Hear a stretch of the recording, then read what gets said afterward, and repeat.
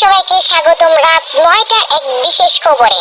ইতিমধ্যে জানা গিয়েছে বাংলাদেশ সরকার এবং বিভিন্ন দেশের সরকার যেমন ভারত, পাকিস্তান, আফগানিস্তান, সৌদি আরব, কাতার ইত্যাদি দেশ থেকে সরকার জানানো হয়েছে এই জম্বি ভাইরাস অথবা তরমুজ ভাইরাসের খবর নিজের আপনজনকে জানানো নিষিদ্ধ, কারণ আতঙ্ক ছড়িয়ে যেতে পারে বিভিন্ন দেশে।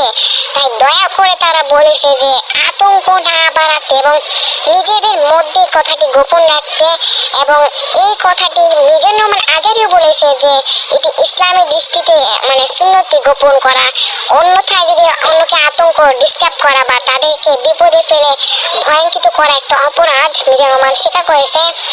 আর এই খবরটি বিশেষ করে জানানো হয়েছে, ডক্টর ইউনূস জানিয়েছে যে এই খবরটি বিশেষ করে জানাতে হবে যে কারণ এই আতঙ্ক না আসাতে আপনার নিজের আপন কেউ হোক, নিজের আপন স্বামী হোক, কাউকে যেন এই খবরটি না জানাতে, কারণ এটা যদি হয় তাহলে দেশে আতঙ্কে ভরে যাবে।